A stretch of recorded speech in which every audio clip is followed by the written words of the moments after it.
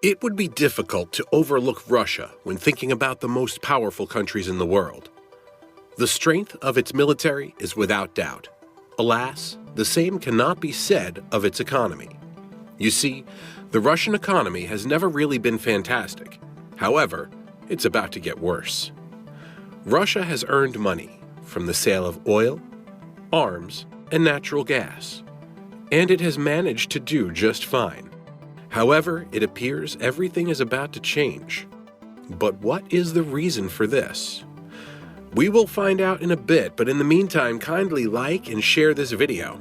Also, hit the bell icon to avoid missing our other videos.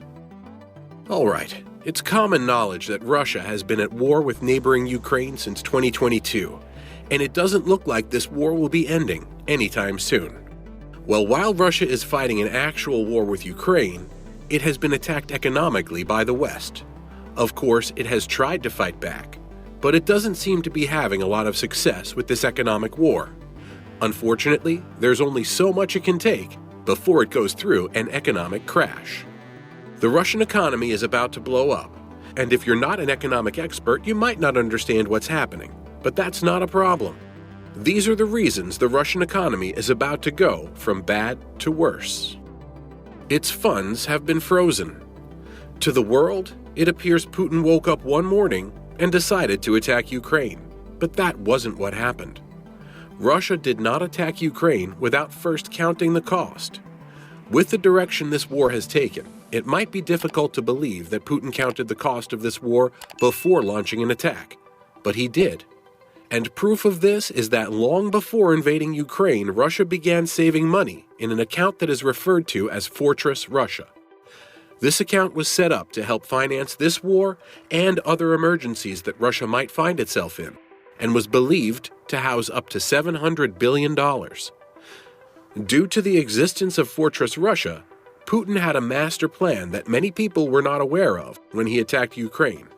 Unfortunately for him, this master plan failed, and when Putin ordered the invasion of Ukraine, the international community fought back by freezing Fortress Russia. This move was championed by Germany, so Russia responded, making a point by cutting Germany's gas supply. As significant as Fortress Russia getting frozen is, it is only one of the reasons the invasion of Ukraine is bad for the Russian economy.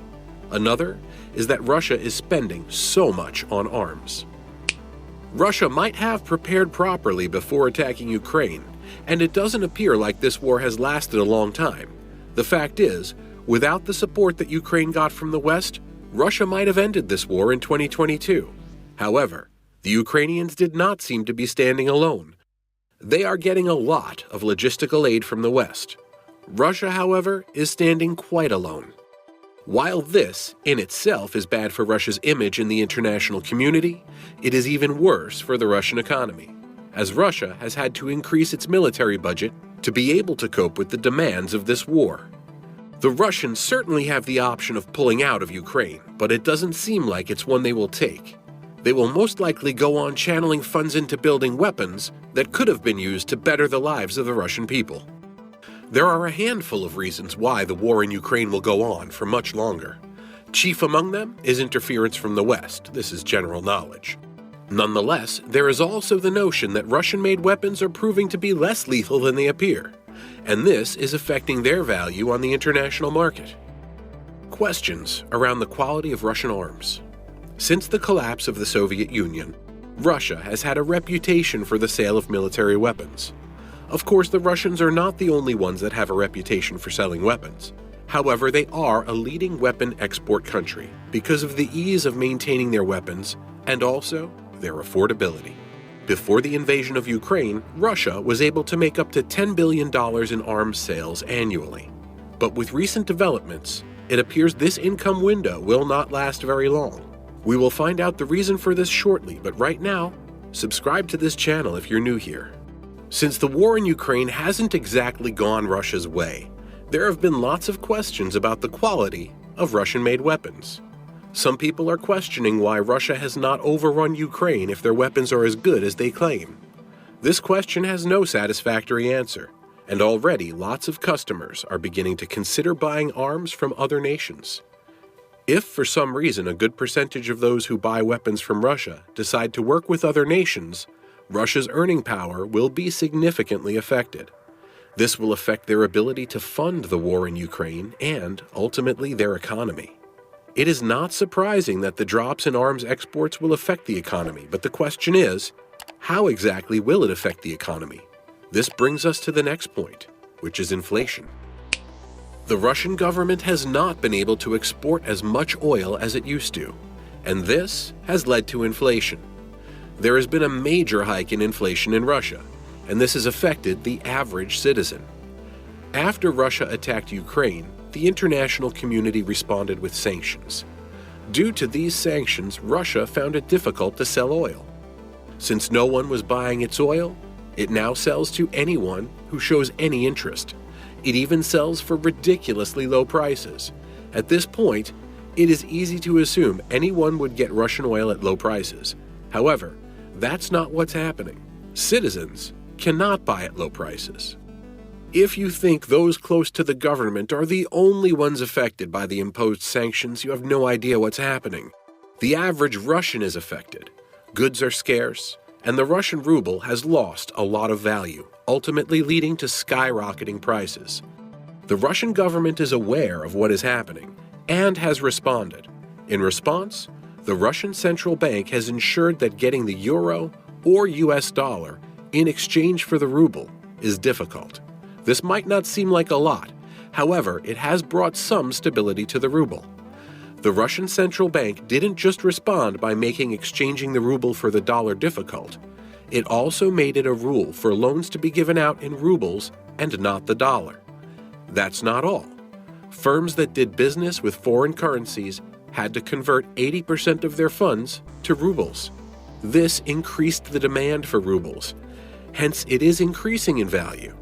The Russian central bank went on to increase interest rates. This meant Russians could save in the bank without worrying about their money getting devalued.